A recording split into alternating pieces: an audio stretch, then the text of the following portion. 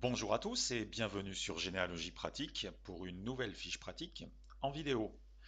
Une fiche pratique qui nous permet aujourd'hui de continuer notre série sur l'export de fichiers GETCOM, cette fois-ci à partir du logiciel Généatique.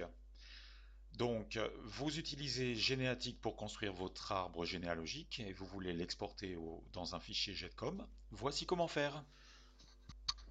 Nous nous retrouvons sur le logiciel Généatique. J'utilise personnellement la version 2018, mais le menu d'export de fichiers GETCOM n'a pas changé depuis plusieurs versions, donc même si vous avez une version précédente, ne vous inquiétez pas, vous allez facilement vous y retrouver.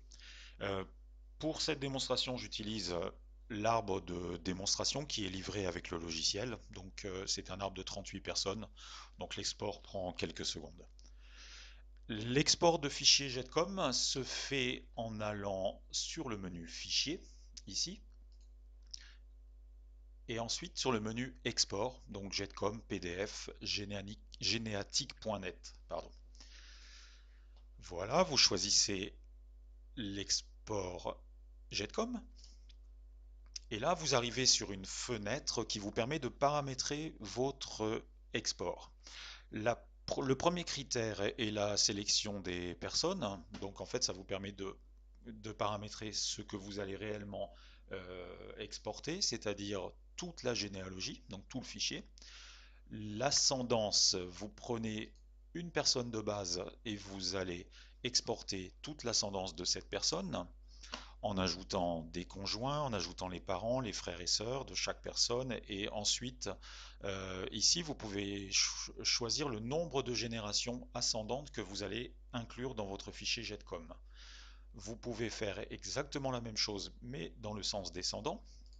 Donc, tous les descendants d'une personne, avec le nombre de générations, les conjoints, les parents, limité au SOSA, exactement si vous voulez. Une particularité intéressante est de pouvoir exporter l'ascendance et la descendance d'une personne, donc les ancêtres et les descendants. Ça c'est très pratique pour échanger avec un cousin quand vous voulez lui fournir la généalogie d'un ancêtre commun. Vous pouvez également choisir le nombre de générations ascendantes et le nombre de générations descendantes, donc c'est vraiment très très complet. Une autre option est lien de parenté. Donc à partir d'une personne de base, vous allez exporter toutes les personnes qui ont un lien de parenté avec cette personne de base. Vous pouvez régler ici le nombre de degrés civils. Et ici, ayant un lien de parenté par le sang ou ayant un lien de parenté quelconque. Donc par exemple, lien de parenté quelconque, c'est vous pouvez passer par les mariages. Et ensuite, la dernière possibilité est d'exporter une seule personne avec ses conjoints, ses parents et ses frères et sœurs.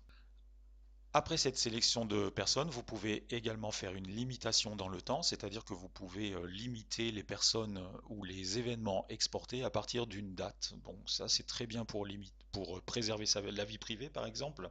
Donc vous pouvez limiter votre export aux personnes ayant vécu avant 1950. Donc vous mettez 1950 et là toutes les personnes ayant vécu après 1950 ne seront pas inclus dans votre fichier GETCOM. Et là, vous avez exactement la même chose avec les événements, c'est-à-dire les naissances, les mariages, les décès, les recensements. Euh, donc ça, c'est aussi très pratique pour ne pas inclure dans votre fichier GETCOM des événements trop récents qui pourraient euh, perturber la vie privée des personnes vivantes, tout simplement.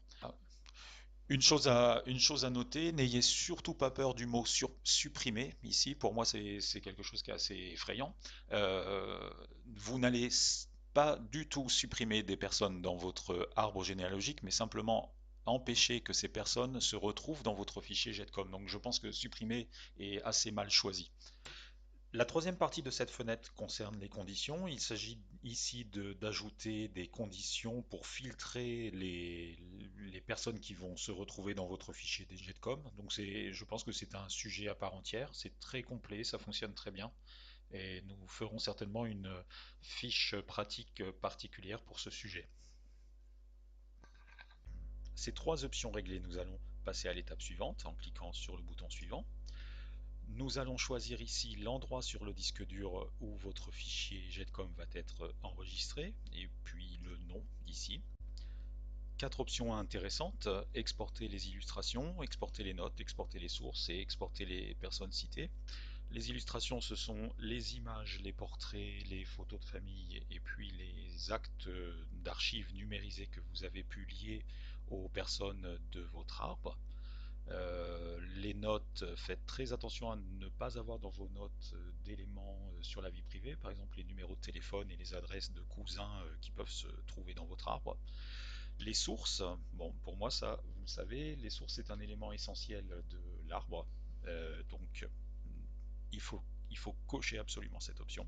Et ensuite, les personnes citées, tout dépend de l'utilité de votre fichier Getcom. Moi, je propose de cocher les quatre cases à cocher.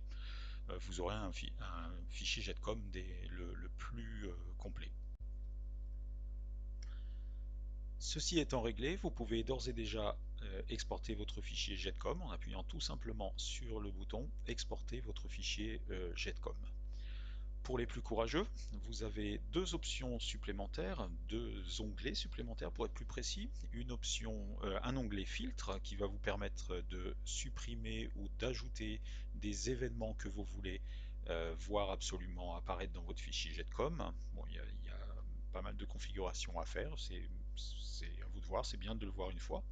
Le deuxième onglet, c'est un onglet qui va permettre de travailler sur les formats de sortie de votre fichier Getcom et puis aussi de choisir la description des lieux. Par exemple, moi je choisis toujours de